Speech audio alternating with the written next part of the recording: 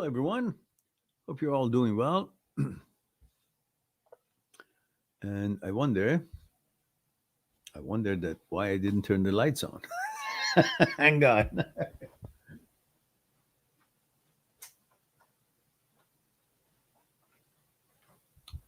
All right, that's better.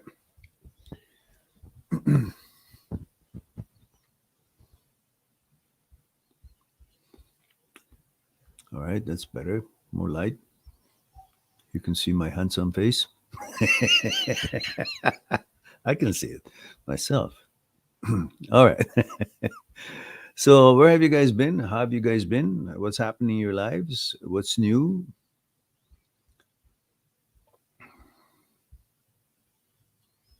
Let's see.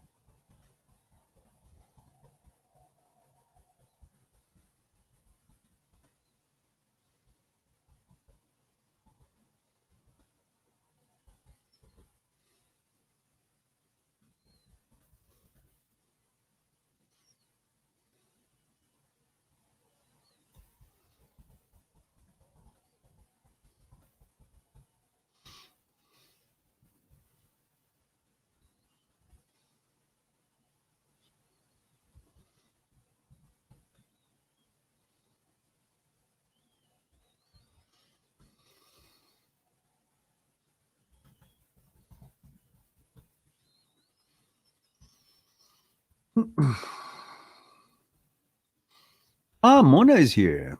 Zola Meranjan. Hello, Mona June. How are you, dear? Thank you for stopping by. It's so early for you there, isn't it? Must be what? Four? What, 4 o'clock in the morning? What are you doing up so late? Don't tell me you were waiting for my program. Nobody knew that's going to come on. Martin Estrada is here, says, is friendship with an ex good? Martin, is that the first time you're here? I don't think so. You know damn well what you got to do first before I answer your question. If not, read up there. Let me read it for you. Hello, everyone. Welcome. Please include your age, gender, and where you are tuning in from, country or city you're watching the videos from. Thank you. Mona says, yes, I was waiting for your program. Yeah, right. Liar, liar, something's on fire. But thank you for that. I'm glad that you are available. So we have 6, 7 whopping number of people watching the program. Nobody's talking. That must have been very scary. So nobody is actually brave enough to say anything. What's happening? Yeah, Mona. So you can tell me whenever you feel like it why the hell you're up so late. Hope all is well. All right. Get your tea or coffee. We're going to be here for about an hour together.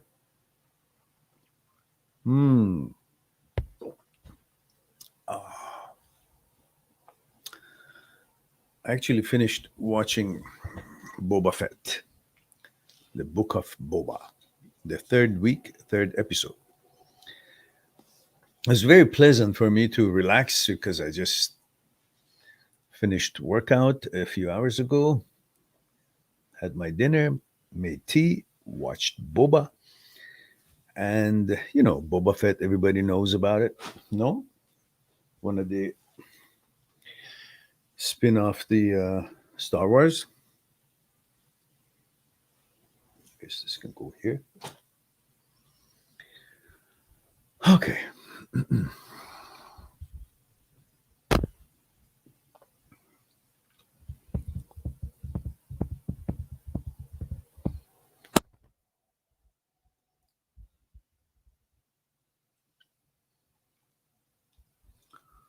And Marky 9K says, good morning from Lancashire. Oh, I thought it's Lancaster in States. Lancaster is a very interesting place in the United States.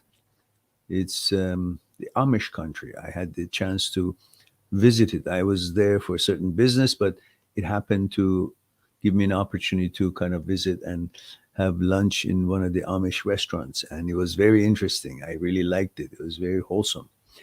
And so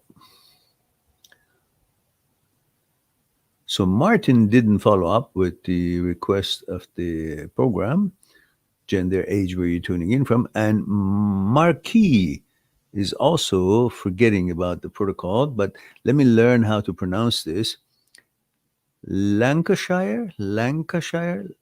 Did I say that two times? Same pronunciation, but it's a challenge. Yeah, Lancashire in UK. Well, welcome anyhow. It's your first time here, isn't it? It's the first time I see this thumbnail. Maybe I missed it. But anyhow,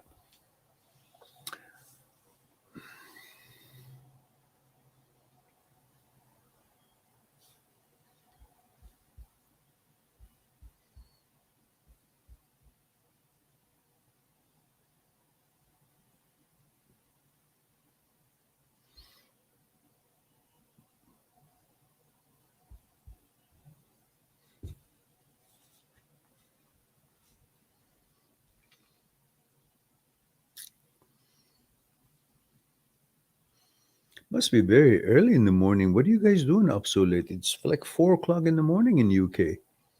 What's going on, Mona? You and Marquis both. I don't know where Martin is from.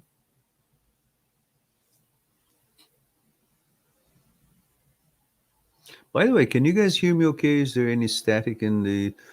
Because my microphone fell off the table yesterday, but I think it's working fine.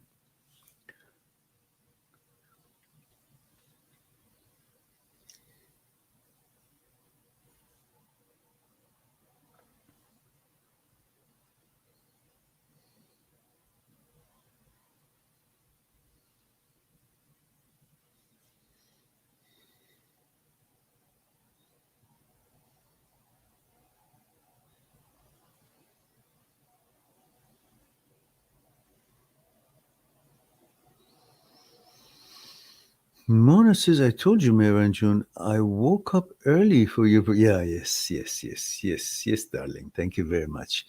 I'm so impressed and I appreciate the attention and the loyalty to the program.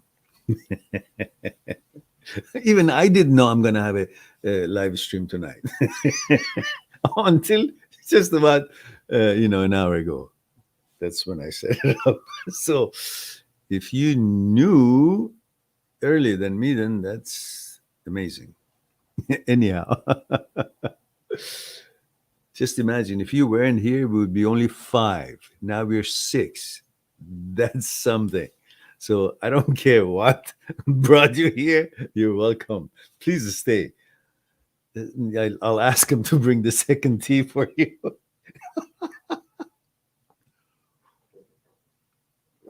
And by this low budget, only one tea for me. Okay. Could anyone answer my question? Can you guys hear me okay? And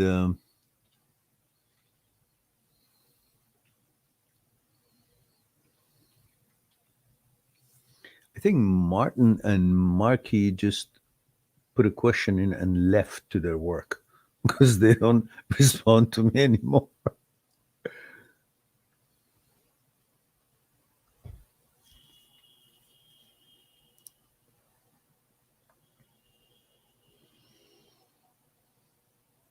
Thank you, Mona. Mona says, yes, we can hear you. Okay, good. Thank you. Dankeschön. Merci beaucoup. Spasiba. Merci. Domo arigato gozaimashita. Toche.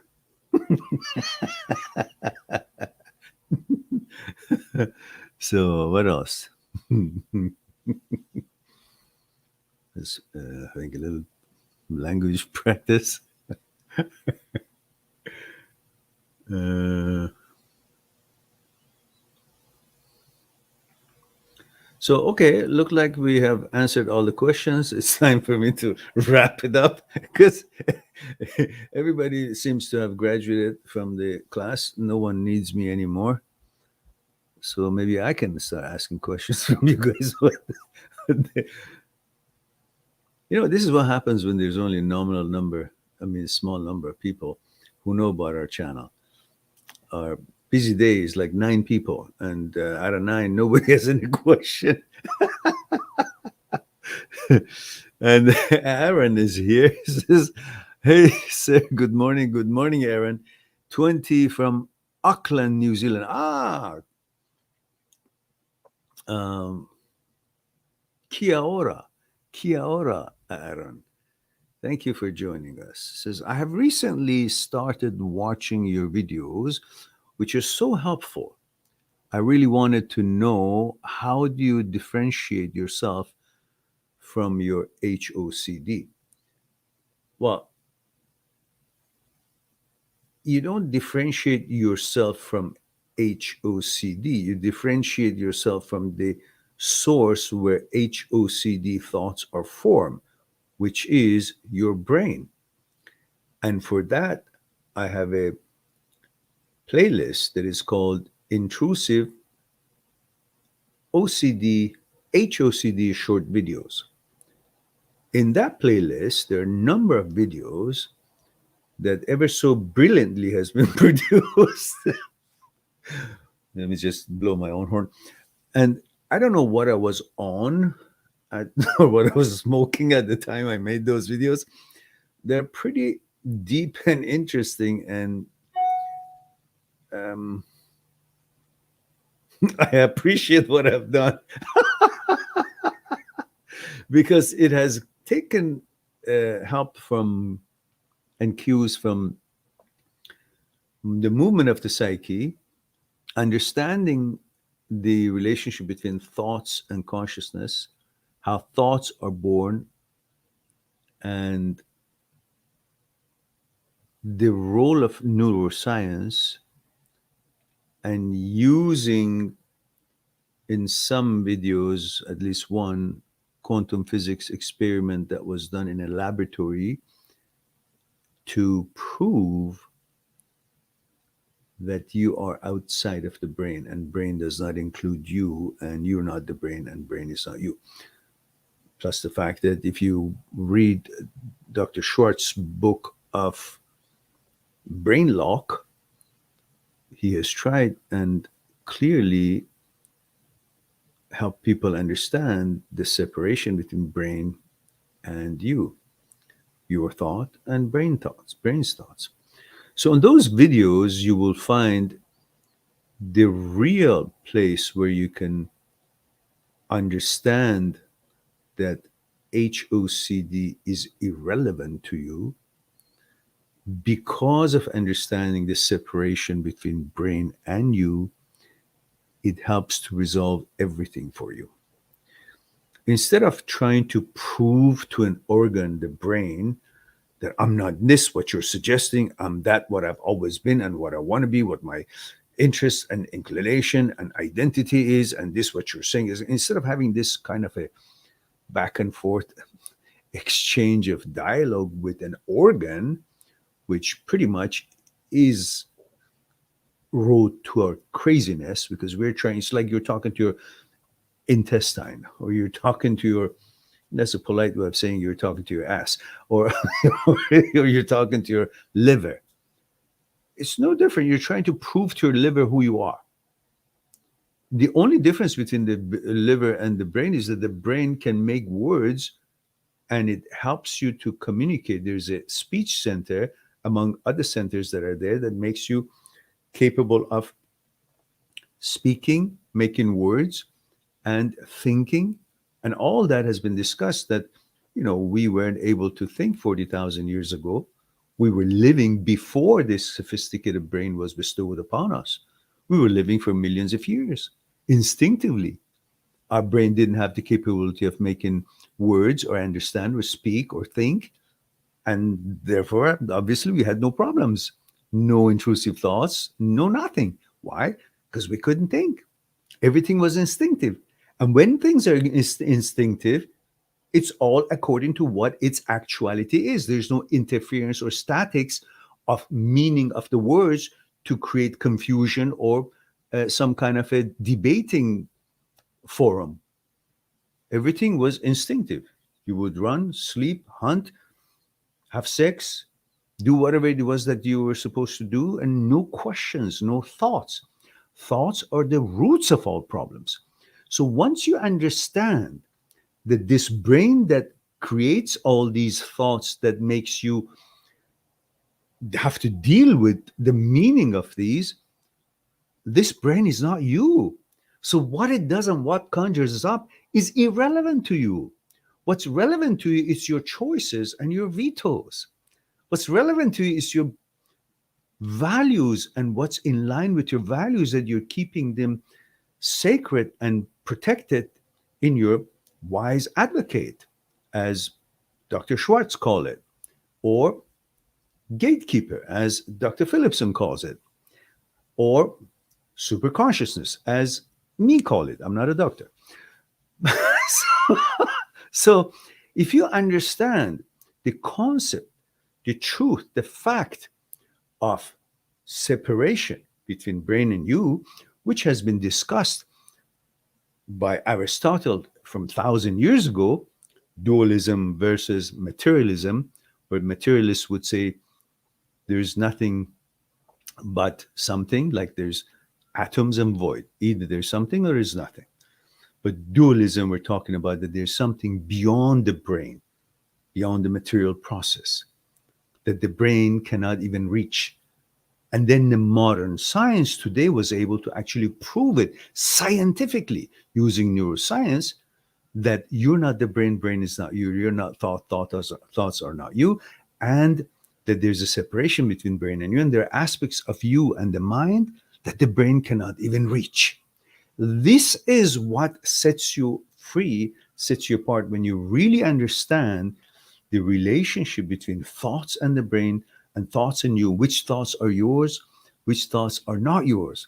And to understand that the brain makes 80, 90,000 thoughts a day, that all of them are irrelevant to you, meaningless to you. And you're not supposed to be bamboozled by it, but you're supposed to simply recognize of what group and what characteristics they are, and if they're relevant to you at all or not, which mostly are intrusive thoughts anyhow.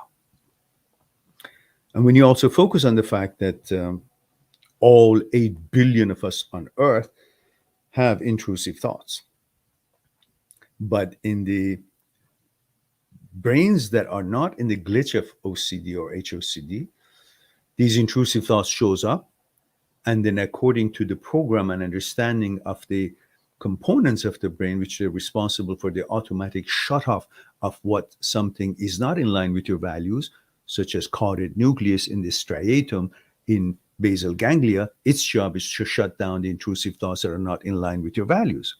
So in the brains that are not in the glitch of OCD, HOCD, it's shut down after you recognize an intrusive thought. Say, wow, what is that? Then shuts down automatically, and you go about your business. But in OCD brains, or in the glitch of OCD or HOCD, there's a malfunction in the signaling system of the brain, that it doesn't do the job that it's designed to do automatically. It doesn't shut down the intrusive thoughts. So intrusive thoughts hovers, and you think, oh, it didn't go away, so it must mean something. No, it doesn't mean anything. It just means there's a glitch and there's a malfunction. You got to deal with fixing the malfunction, how to reprogram and rewire the brain to bring it to the balance that it was originally designed and programmed for, in your case, for you and for your gender. All right. Hope that helps you out, Aaron. Relo Everett says, is it good to talk to yourself? Again, I need age, gender, where you're tuning in from before I respond to anyone's question. There's certain things I got to know. How old are you? Where you come from? What's your background? It tells me something about you. Properly address you if you're, what your gender is, however you signify that. So please read that little hellos and welcomes that I put up there. It also gives you the credentials that I'm expecting and hoping that you guys will be kind enough to furnish that. So until you figure that out, I'll just go and open that window a little bit, have a little bit cooler air here.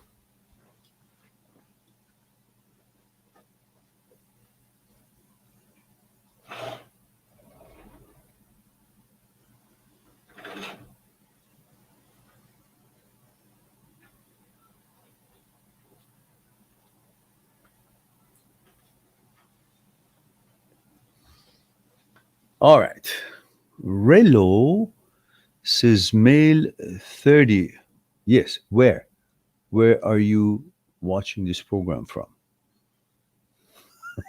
It's only three little things, guys. Age, gender, where you tuning in from. Like Morgan just did. Says, hi, Meran. M28 Ireland. Thank you. God bless you. Says, do you pray? Yes, of course. Sometimes I do, depending on how shitty my day is, how much help I need. And Michael says, male 30, India. Thank you for that. And Relo finally says, in 3 installments, male 30 from North Carolina. Now we got it. And Michael changes his age to male 15, India. So which one is it? You just you just became younger 15 years, Michael. What happened?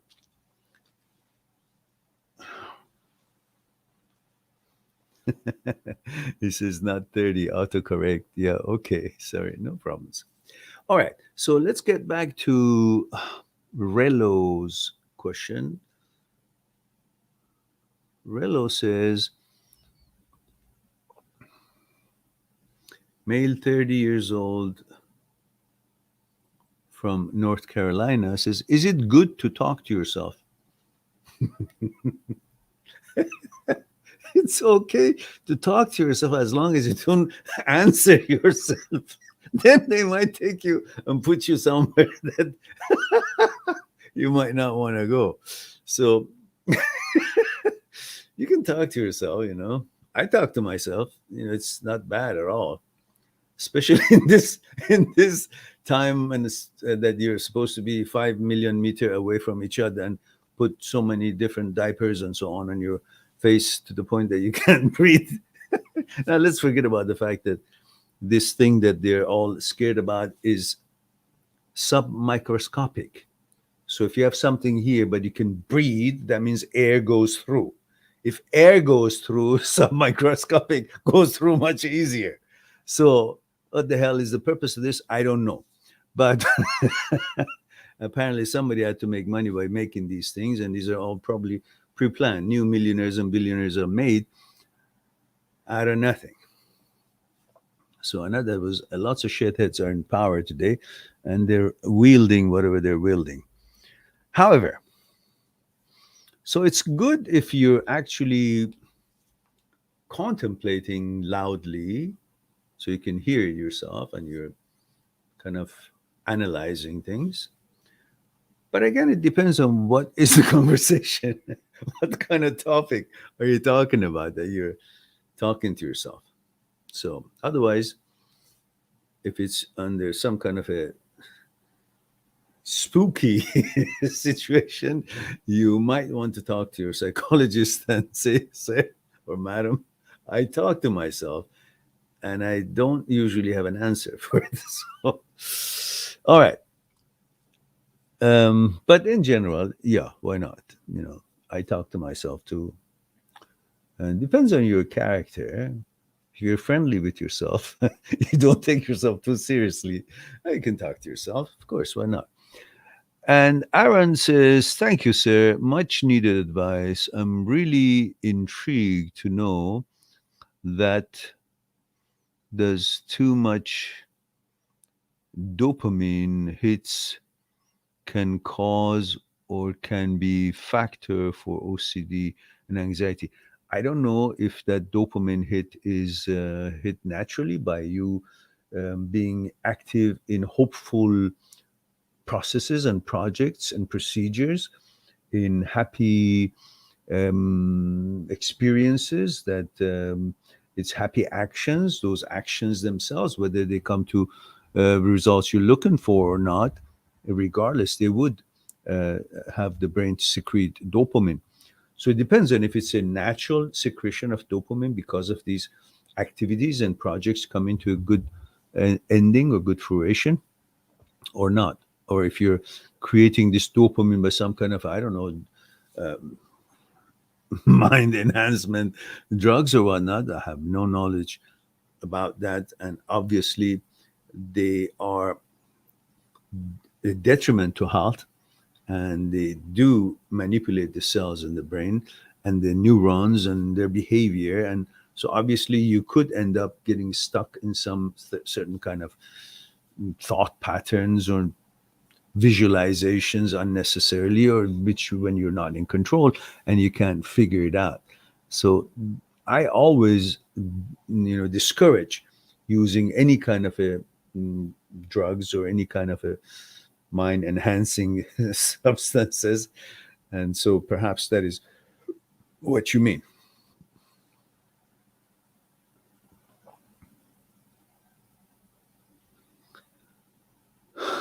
And Relo Everett says, all trying to figure things out. Yeah, it's whether you think it quietly or you say it a little bit loudly, discussing with yourself, it's all right. But I guess you would be aware of not constantly doing it where lots of other people are around, because they may not understand your intention, or the fact that you're analyzing something. It might kind of look a little bit weird. But otherwise, if you're alone and doing stuff and talking to yourself, and the more you talk to yourself, the more it becomes a default thing, and you wouldn't even notice you're doing it. And it becomes a habit, which is itself is not that great. You don't have to always talk to yourself, whatever you're doing. Sometimes, yeah, okay. I used to travel from here to Portland every week years ago, every single week for years, to practice Aikido, practice martial arts, because my university was there. So the club that I would go outside the university was also run by the same teachers that I was taking courses in the university. But then after graduation, I would still go back and forth and to train. And on the way going or on the way coming back, I was alone in the car, and some often was late at night. I would make fun jokes and talk about it loud so I can hear it, and I would laugh. And the only thing was that the cars passing by see me talking and laughing. It wasn't the time that the cell phones were readily available and people were talking in the earphones and whatnot. No, none of that. They would just say the guy's crazy, he's talking to himself. So that's fine, but uh, you get the habit of constantly talking to yourself when you do something. That's kind of not cool, I guess. Uh, John G says 35 male New York. Thank you for that. Says having a hard time containing emotions in relationship when I get in a critical situation, such as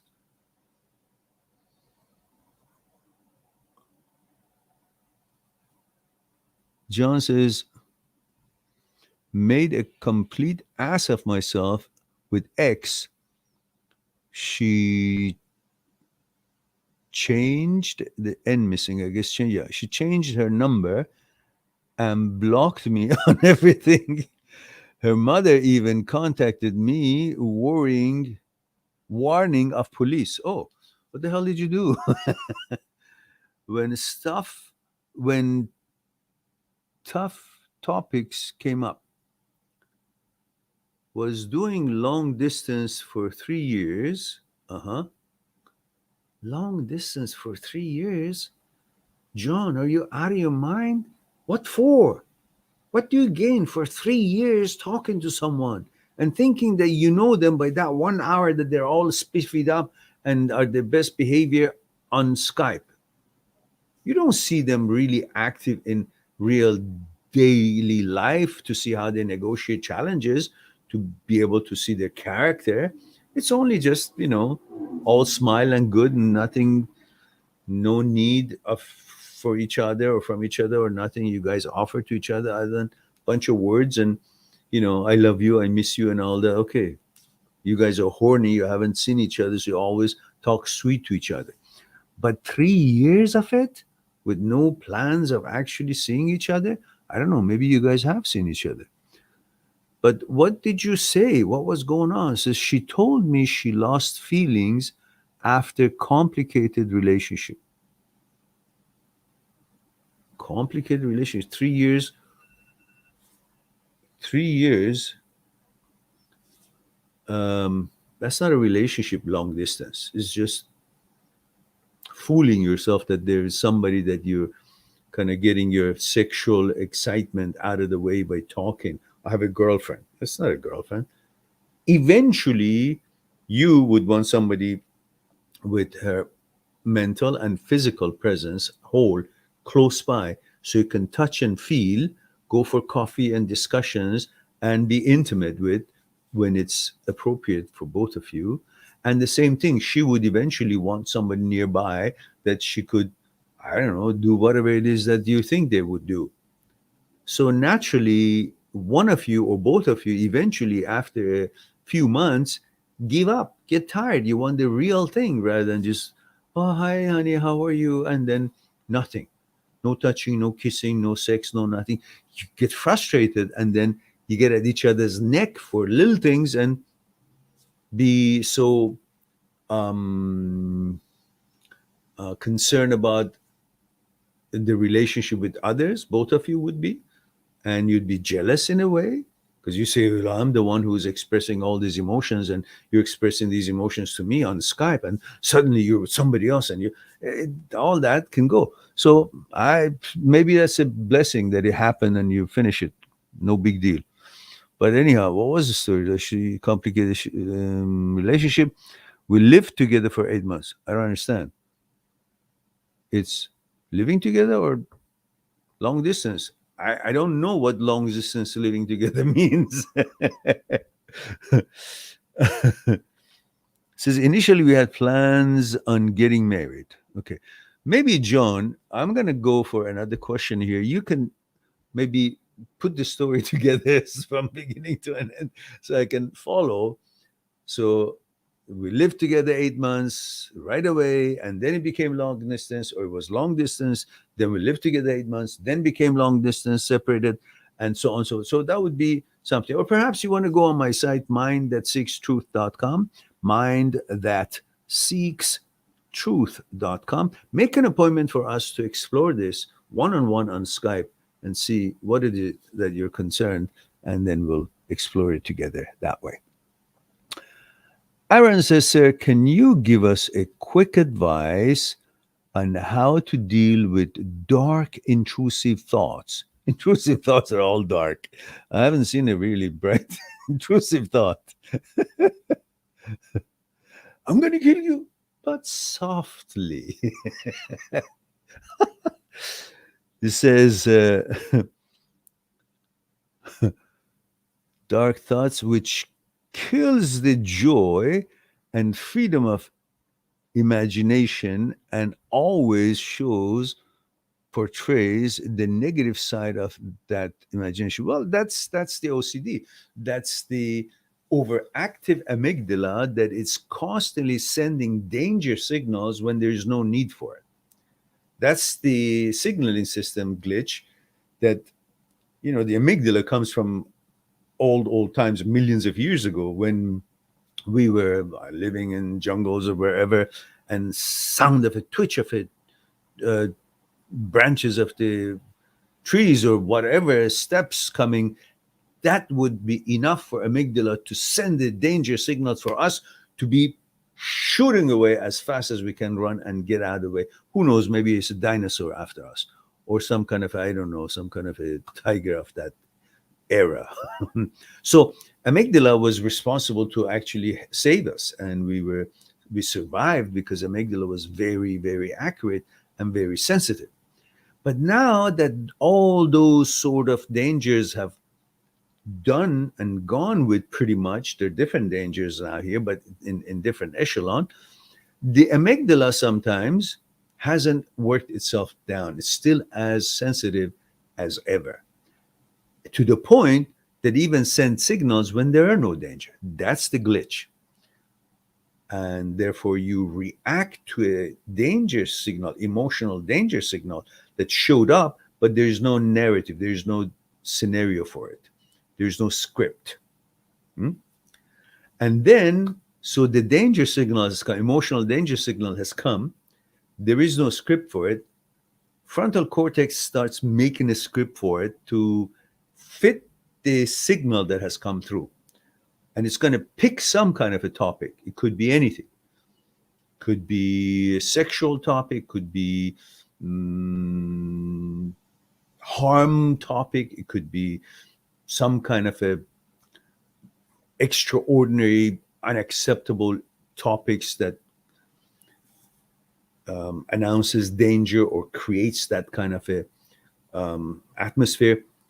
So when you say that these sort of thoughts are basically, you gotta be aware that they are not reality. They are not actuality. They are production of an organ that its job is to make thoughts. And it doesn't know what kind of thoughts it's making, and it's not aware of what kind of values you have to make that thought or not. It's not going to consult with you when it wants to make a weird or intrusive thought. It's not going to say, sorry, Aaron, I want to make a real shitty, dangerous, and some kind of a scary suggestion or unacceptable, unwanted image or suggestion to you. Will it be okay? It's not going to do that because it doesn't have an intellect. Brain is not intellect. Brain is not smart. Brain is just a material process, does things, and is programmed to make thoughts. So it's going to make thoughts based on what has entered in its consciousness through the ability to know what's happening in the world. And because it's tuned for survival and to safeguard you and your family and so on, when the amygdala is a little bit overactive as well, it keeps making all these scary images, because in order to protect you, it's got to create danger images and danger ideas and danger thoughts. What do you do if somebody tells you you're responsible to protect and safeguard this mansion? All you're going to be thinking about, from which corner somebody could attack, how they could attack, what they could trick to get into the mansion. So you come up with all these negative scenarios in order to be prepared. And this is what the brain does. It's overactive and it's overprotective. So it creates all kinds of images, dangerous images, to alert you.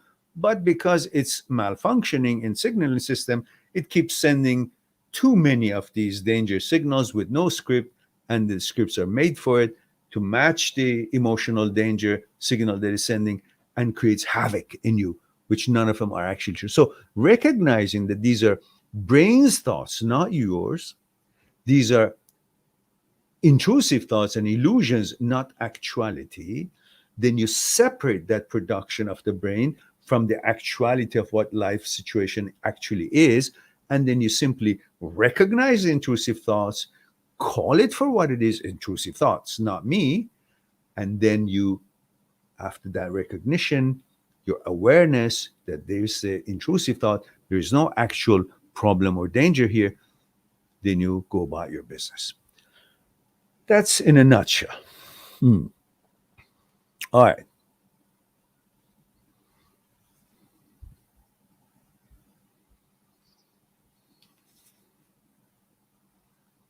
Linda says, you're funny. I know. I crack myself up often. If I would have sold a ticket for every funny that I do to myself, dude, I wouldn't need support for the channel. All right. Relo says, can you force yourself to do things without feeling like you're going crazy?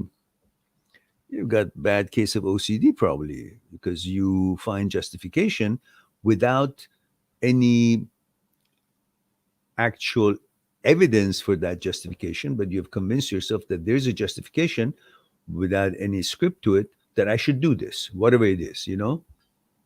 It could be anything, you know, it could be as simple as this. I gotta have like 10 gulp. But you're convinced in here that in order to balance everything and everything would be safe, I must do that. And you don't realize that if you don't do 10 times, and if you do 5, or if you do 3, eventually reducing it, if you do 1, nothing happens. But you somehow are convinced that I must do a certain number. Unless you actually be brave enough to cut the number, not what you think you should do, what the order comes from the brain to do, but to something that is normal, like 1 sip and that's enough, and then see that nothing happens. Unless you actually commit to that, you won't be convinced. And even when you're convinced to that you see nothing happens if you don't do the number that is suggested by the messed up brain, you still would say, but it's not going to hurt. Why don't I just do it to make sure nothing's going to happen to my family? All that bullshit is going to turn into some kind of a habit, which is going to be very difficult to get rid of later on. That is why it's so important to get rid of OCD as soon as you can educate yourself and understand what it is and deal with it, manage it, rewire your brain, and then go on with your normal default setting of however it's supposed to be for you.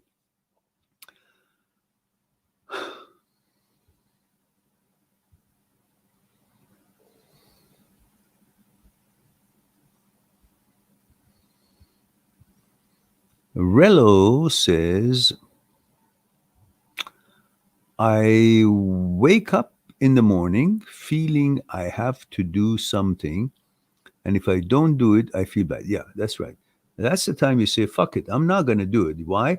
Because if that was the case, that if my brain says, I got to do this, otherwise something bad will happen, then why is it that the brain cannot make something good for me? Like, if I do this, I'll get $1 million in the bank. And then you can damn sure know. And after you did that, whatever it is, touch the, I don't know, light switch 50 times, you'll see there is no money in the bank.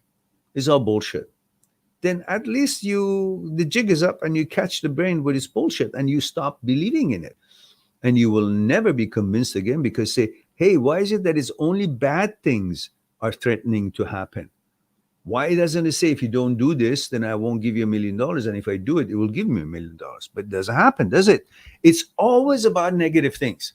Why? Because we are programmed for survival, and our mechanism are created in our brain in order to alert us of danger, to protect us. And that is why everything that we want to protect is negative. Otherwise, if it's not negative, we don't want to protect ourselves. There's nothing good and positive and healthy that we would have the amygdala or any part of us to say, be careful of this beautiful, delicious, I don't know, kebab or orange or, I don't know, cake, or this beautiful woman loves you. Be careful. Anything that is positive and good, there is no danger signal coming from it. So everything that it does is negative. That's why all these OCDs and subsets of OCD, they're all negative because they're all involving a part of us that is responsible for protection of us. And that is geared and programmed to watch for negative things. And when it's overactive, it's constantly sending the signal of the negative things when there is nothing around. And if there was around, it would not notice or bring to your attention anything that was happy and positive and safe.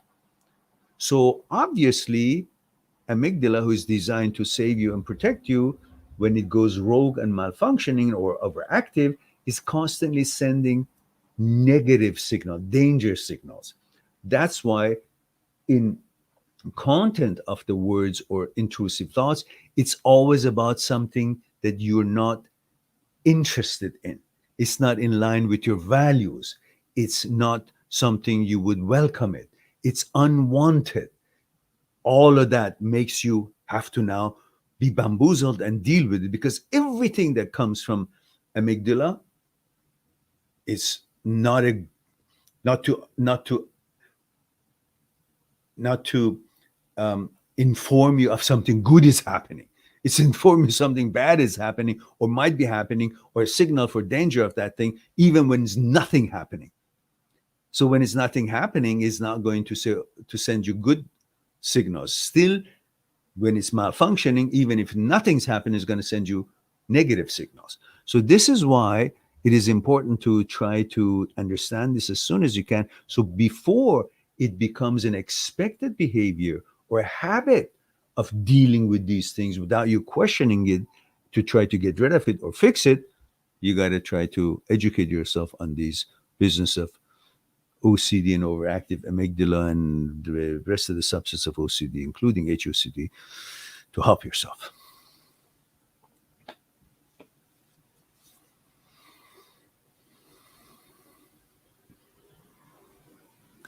Aaron says, sir, since we've done so many live Q&A, we could be glad to know about yourself and your family. There's nothing to know, really. I'm 66 years old. And there's so much analyzation I've done of myself throughout my life, because I always wanted to know, why is it that I do this or not do this and all these things. And of course, I learned different things through, education, through martial arts, through meditation, through research about this work of the scholars of hundreds of years ago in regards to the movement of the psyche, and then research in neuroscience and understand the neurosurgeons' work and experiences in the laboratory and their research, and then use what I could have used in the form of science and philosophical point of view in order to help people with their understanding of the movement of their psyche, their shortcomings, OCD, subsets of OCD, relationship problems, how the movement of the psyche affects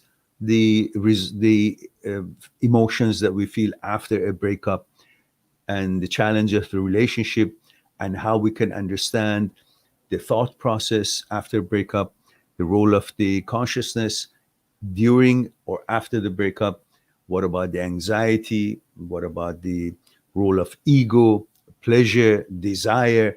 All of that research and the books that I've written all helps me to be able to share some of that knowledge and experience with you guys.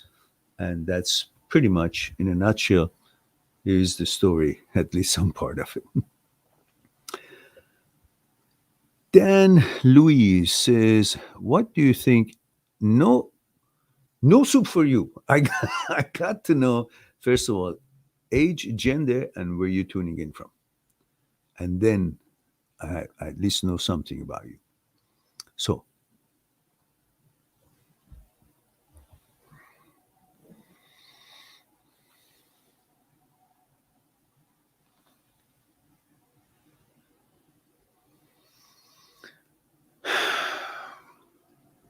Relo says, I feel like if I don't force myself, I feel like a weak person, and I feel like I need to be aggressive and stand up person. Well, naturally, every human being wants to defend itself, himself, herself, and stand up for his rights or her rights. And that's your right, you know? It doesn't mean you should constantly get into fights, but it just means that you could think properly and make the right decisions, so you won't end up being in a situation where you would have to go all out or defend yourself in that way. So in other words, if you think a place that you're headed for is questionable, just don't go there. That's one thing. And situations like that. And Don Luis says, I'm 31, from Spain, male. Thank you for that. And his question is, what do you think about cryptocurrency and Bitcoin, Mr. Mehran? Do you think it is waste of money? Well, at one time, I thought it was waste of money, which was probably one of the biggest mistakes uh, I made. It was 2008 or 2009 or 2010. And an email came to me, offered Bitcoin for 5 cents, 5 cents a piece. I calculated, I said, okay, maybe I buy $1,000. Then I said, no, I don't have enough money. That was when the real estate was hitting hard and the world economy had crashed, and everybody was watching their money. So I was watching mine too. Then I said, no, okay, maybe 500. Maybe I should spend $500. Eventually I said, nah, who knows? What is this? Maybe it's just going to die. I didn't. Just imagine if I had spent $1,000 or $500 even. Today I would have been sitting on about 60 or $70 million just for that 1,000 or $500. So I'm not going to claim that it's no good or it's waste of money, because I've already seen, once I thought that and I didn't have enough education about it, I just thought the world is going to stay as efficient as it was, which we all know better now because the world has gone to hell right now. The whole idea of freedom is gone to hell.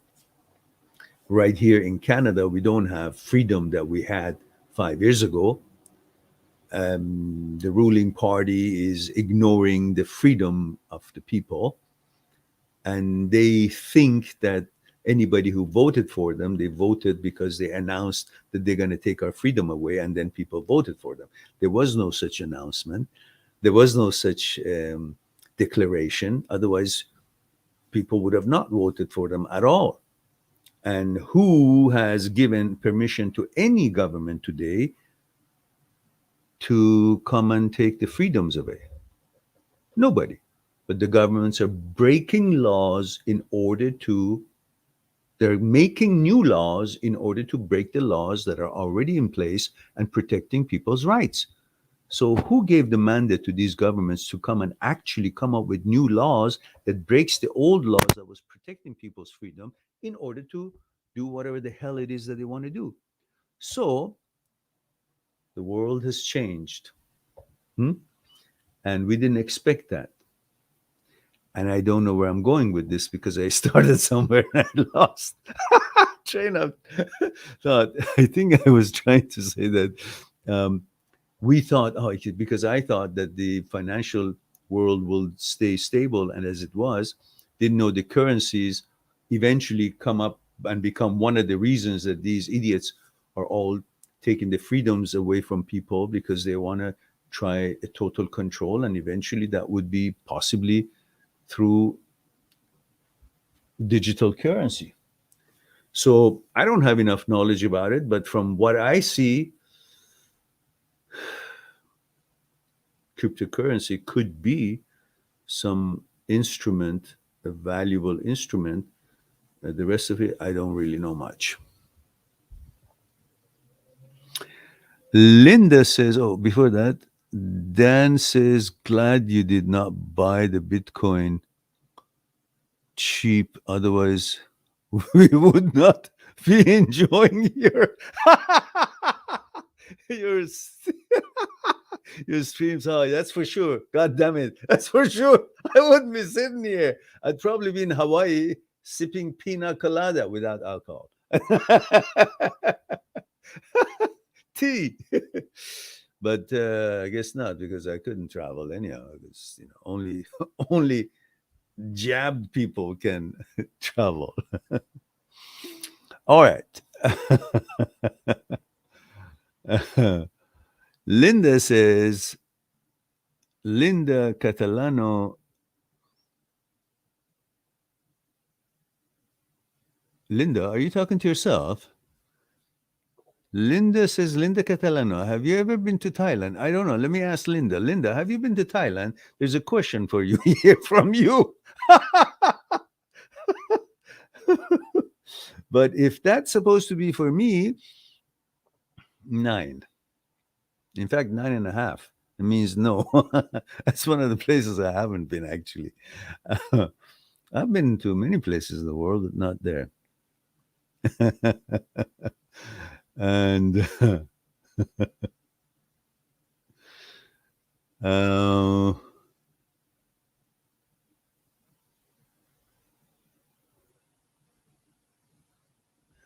Aaron says, since you mentioned so many times that your video's website is not gaining enough attention, I'm myself a business administration student, and I really want you to consult a digital marketing agency.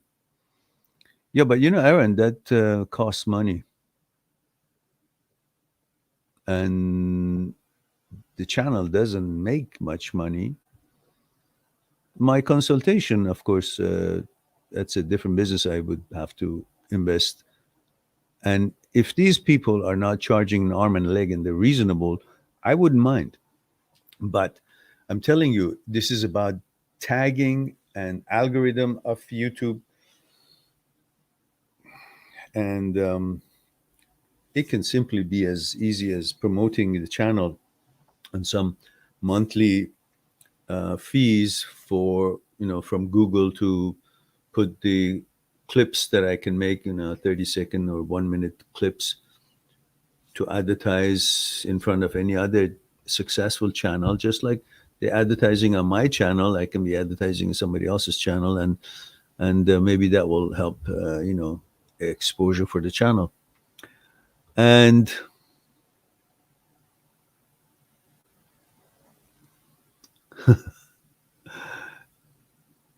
Dan Luis says there would be more people heartbroken and lost.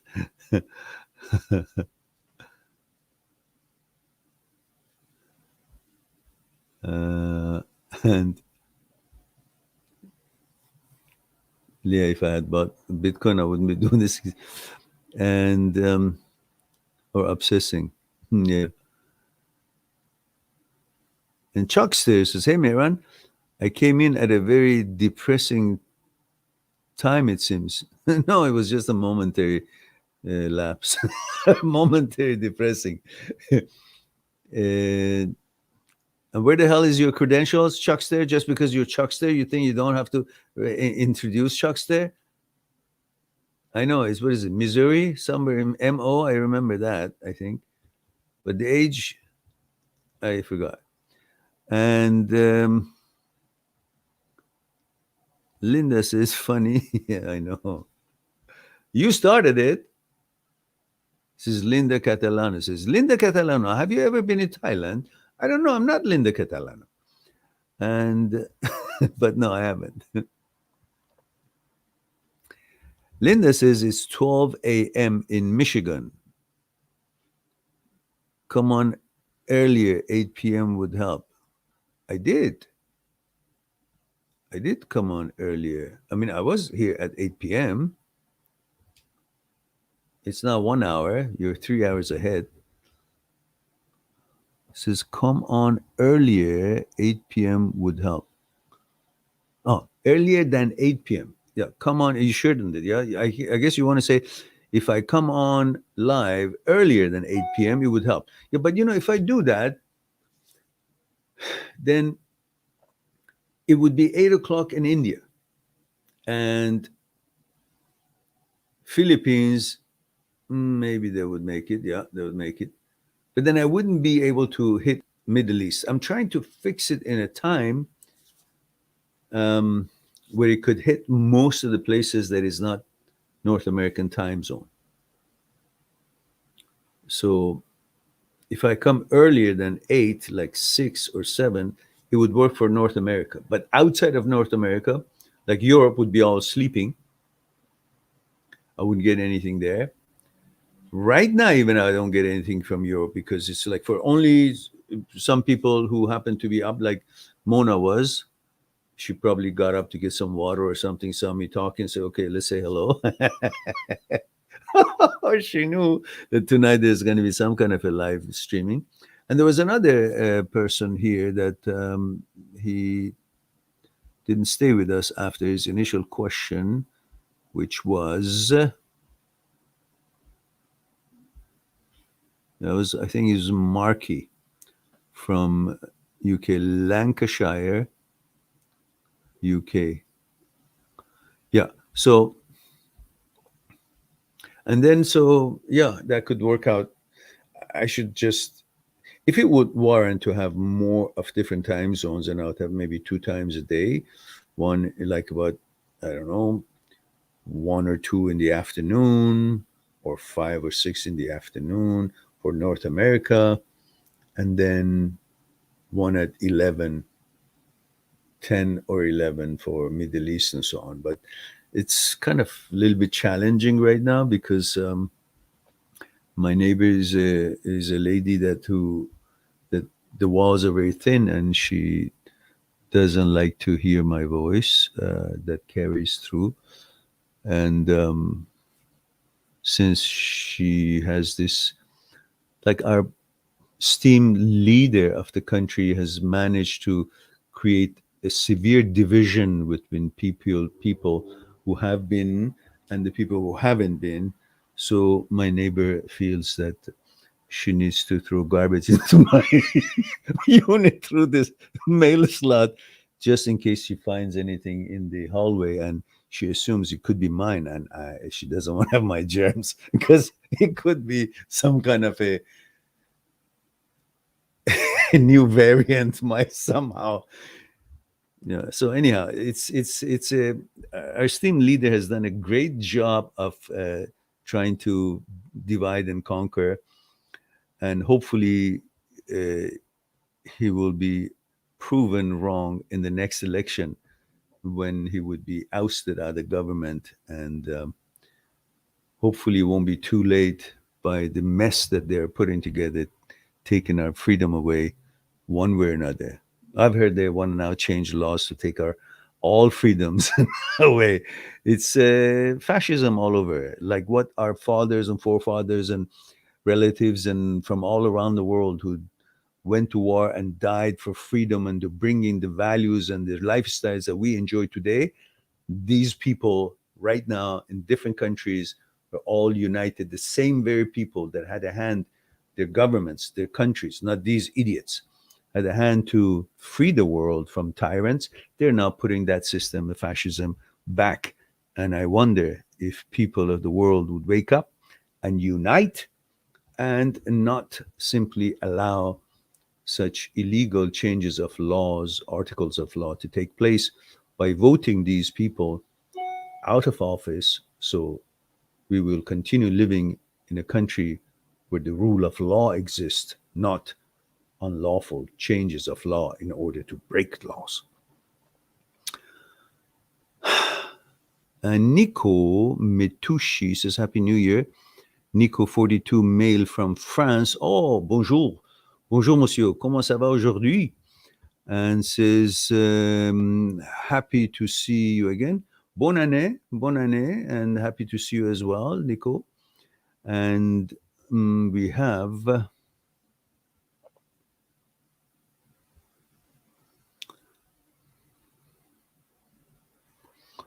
Don Luis has used him before to promote medical services, devices, worked amazingly well. Well, why don't you send me their contact number? Or ask them to contact me, and we'll see if we can afford them or not. Dan says, if you have Instagram, I can happily help you guys get linked together. Yeah, I do have an Instagram. It's called Mind Seeks. Mind Seeks.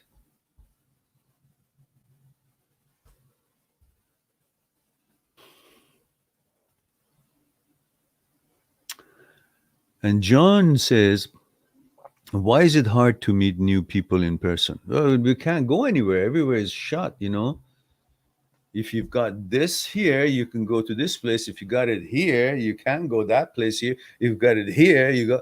All kind of shit is going on. People have hard time to even have their normal lifestyle, let alone meeting each other and with freedom and comfort sit down. You know, you can't go to a restaurant because you're not, but you can go in and order to take the food out, and you can go in, sit down if you're, and then because at that time that submicroscopic entity that is all over will say, oh, these people are sitting down, so I will not touch them because they're now in this game. If they're sitting down, I won't. But if they're standing, that's a problem. However, if they go to big stores such as Walmart and other places, oh, I won't touch them. But if they go to small places, oh, I won't like them to be around each other. But in big stores, they can be. It is, you can see only an idiot can fall for what's really happening in the world and buy the bullshit that we are being sold to, while our freedom and protected activities by Charter of Rights are being sold out by the very governments that we elected them, not me, whoever. So these are all the dilemmas that everywhere in the world they're going through, which hopefully, again, the legal system and the people who are experts in law should rise and protect the rights of the rest of the people in every country through the legal means that is available to us.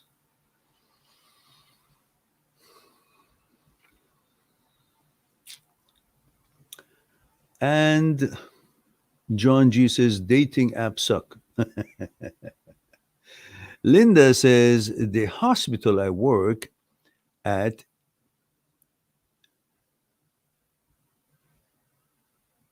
is filled with patients who need help with relationships and dealing with illnesses. I don't even know if I can bring that name up. Michigan time, 8 p.m. would help your channel. By all means, okay, I got it. I can do that. Sure, Linda, if you have a local radio for that hospital, I can offer a question and answer period. If it has like campuses in universities, they have local radios, and any campus that has got a good enough listeners, audiences, they can contact me and I can do an hour Q&A show for their students about their relationships or other challenges that might have. Or if the hospital has a internal radio station, I doubt it, but if they do, I'm more than happy to you know give service, and hopefully that they will be helped and also good for the channel. Relo Everett says, you have any advice on anxious situations and not avoiding things? Well, the only thing I can tell you right now, right off the bat, which is not a one on one appointment to spend more time on it, is when you feel anxious, there are two breathing systems that are, one of them is involuntarily, like the heartbeat goes without you really having anything to do with it. Your breathing system, pre-Butzinger complex, is the system that regulates your regular breathing. This normal rhythm of the breathing is done by a system called pre-Butzinger complex. Now, however, breathing system is probably the only involuntary system that you can manipulate it and it still allows you to do that. Just like when you're laughing or crying, you can still breathe, like when you're laughing or you're crying, it allows you to change the rhythm of breathing. That's prefacial nuclei system. A prefacial nuclei system allows you to modify the rhythm of your breathing. So for that, you can use this prefacial nuclei system and do a double breathe instead of a regular breathing rhythm. Do a double breathe just like I'm going to show you, and then hold for a few seconds and then let it out through your mouth or nose, however. So it will look like this.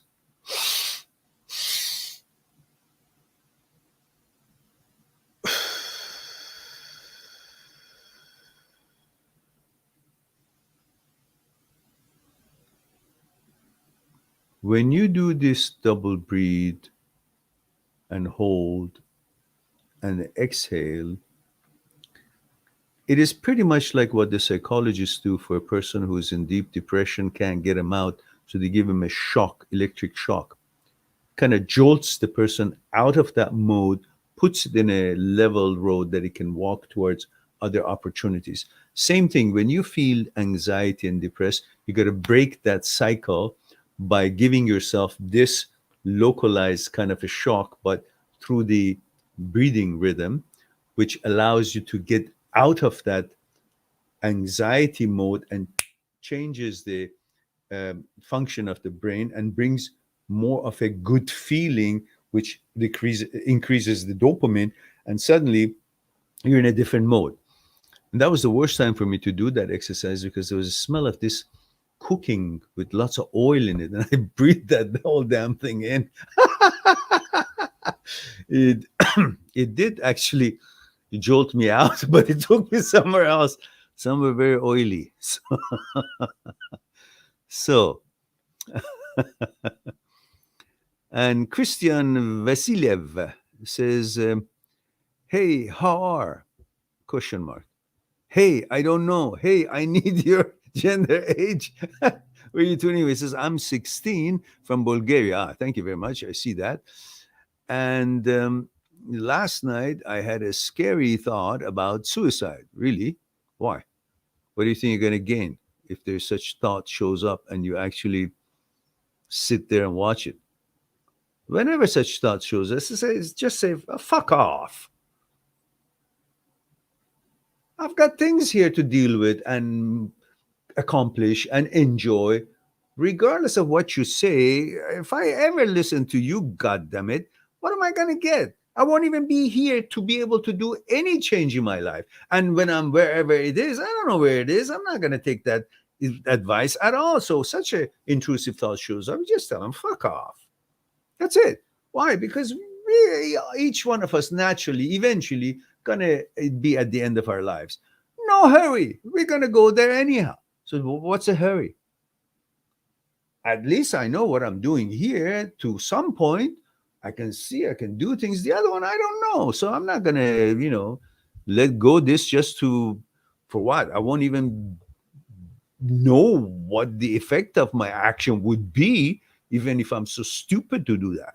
It's the most cowardly thing that one can do, or the most stupid thing that one can do, that can actually disrespect the chance that the universe has given it, that out of 300 million sperms, that when your mom and dad were having, hanky-panky going, and there could be other kids to actually be invited to the world, but out of that 300 million possibilities, you were the chosen one. You were the only one that was successful, unless you have a twin, that was able to be born. So you've been given this opportunity to be born, to play in this life journey and learn and so on and so forth. And then we'll, at the time comes, figure out why we were here. But there is no way that you want to sacrifice that gift that has been given to you for some fucking bullshit that this fucked up apparatus is going to suggest to you. What is it going to give me if I do that shit? What am I gaining? What? So if you think that way, you will always have one answer for such intrusive thoughts, and that is, in French, fuck off, and you will not continue that train of thought.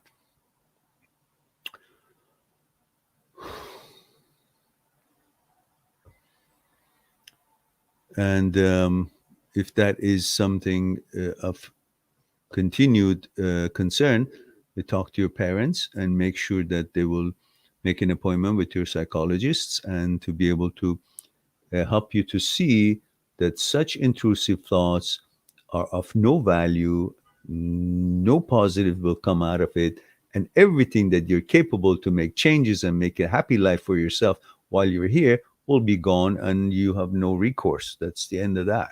You won't even know what happened. So that's totally out of question. That's just shouldn't even be entertained. When it comes, just consider it as a thought and say, fuck that thought. It's garbage. Just move on with whatever it is that you want to accomplish in this life. That's how you should be thinking. And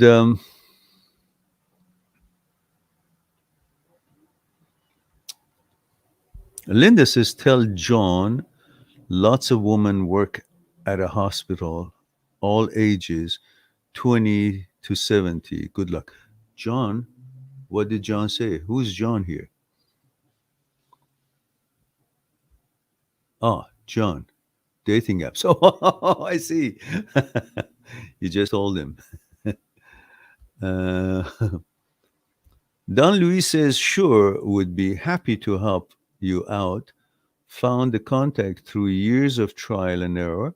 Hopefully, it should get you max benefit. Thank you for sure. I'll give them a try and see what they have to say and what the costs are, and if we can afford it, by all means. Morgan Freelancer says, what many of OCD and anxiety related channels on YouTube do to improve their traffic is crossover live Q&A sessions.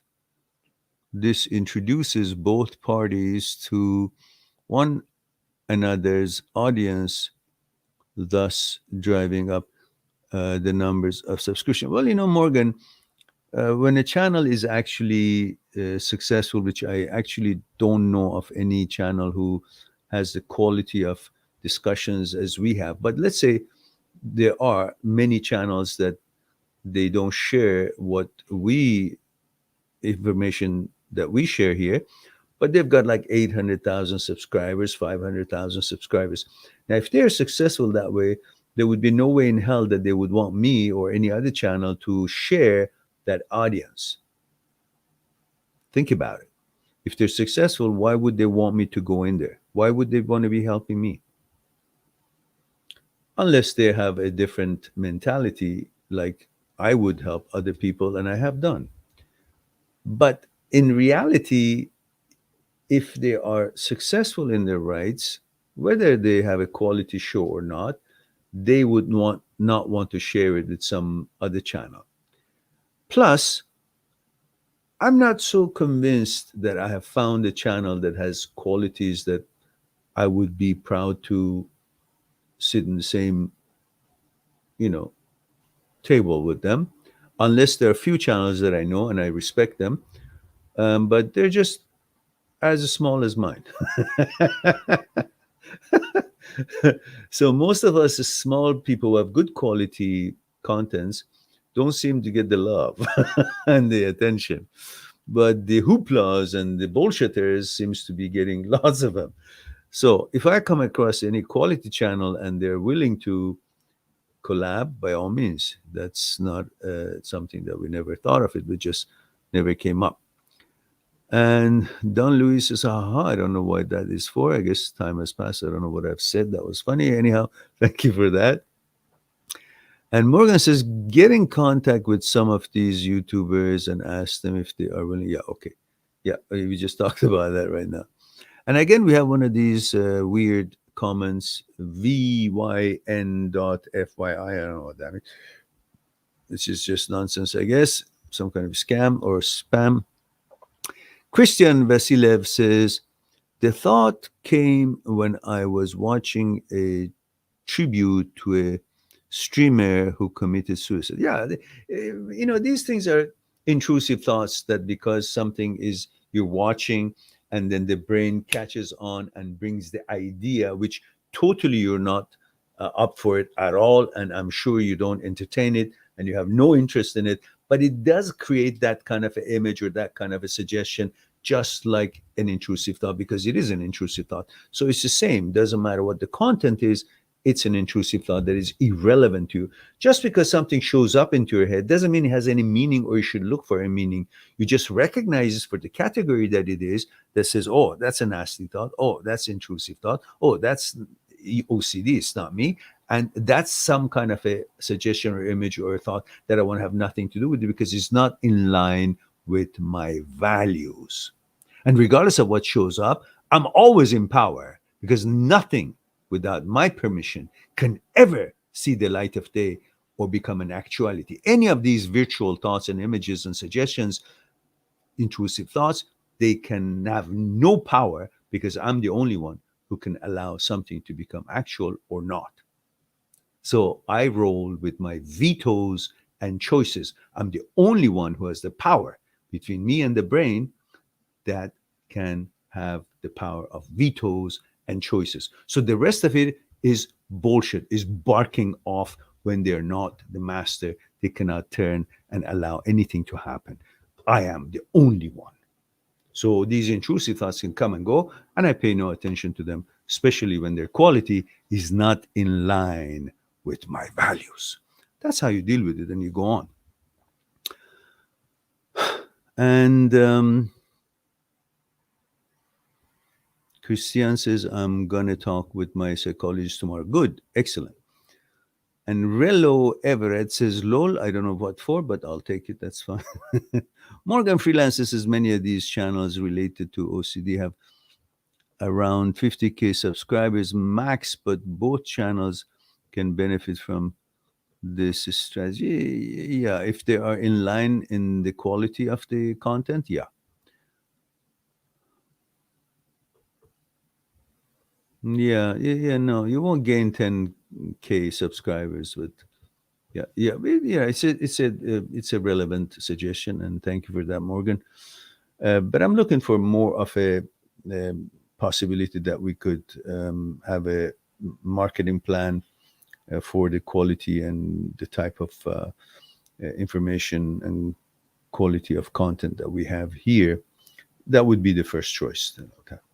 Relo Everett says, how to be present in the real life. Just when they call your name, say present. In a way, actually, it means be aware of your efforts. When you're aware and focused on your effort while you're making the effort, effort is equal to now.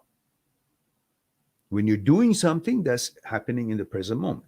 And if you're mindful of what you're doing, then you're mindful of present moment. You're in the moment. That's the shortest way I can put it. And John G says, why does my mind always choose to focus on the future or past? Because past is the field of the known. There's no surprises. You feel safe. You're in the memory. And the memory is the field of the known. No surprises there. So you feel safe. And the future is something that is missing for now, and you're impatient to focus on the present moment. You're conjuring up something that doesn't exist. Its time to even be possible doesn't exist yet. And the past is something that all there, whatever it is all dead, doesn't exist. So what happens when you're in the memory, your present time, present life turns into, you spend it in the death of the past. And when you're conjuring up something for future, again, you've moved on, you've modified the past and projected into the future, which again takes you away from the present, and you miss the actuality of life.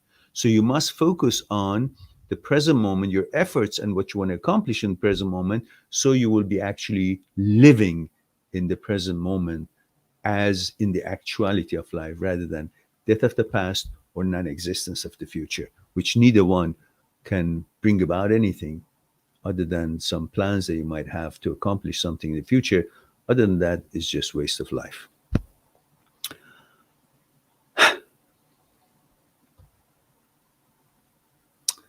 Relo says, when I talk to myself, I answer myself when I've in private, but I feel like I'm better in my mind. Yeah, sure. We all do that. Okay, guys, it's 1 hour and 29 minutes, and it's time for me to see that I've answered all the questions. And there's no more question here.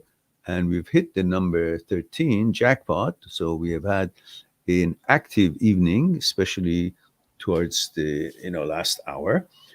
So it's time for me to say I love you all. Thank you very much for being here, giving me the opportunity to share a thing or two with you.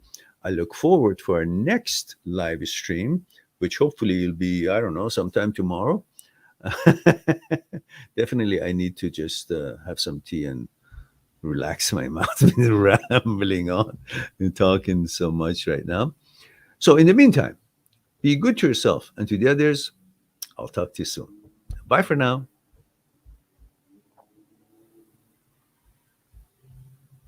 Subscribe on my channel, visit my channel, and go through the videos that you might be interested in. Mind that seekstruth.com is making it one step away to talk to me one-on-one on Skype and discuss what concerning you. I'll talk to you soon. But we too, like the iceberg, have 1,000 times bigger powers that is not visible, and we must. Why? Is it something we're rambling on and I expect you to accept it?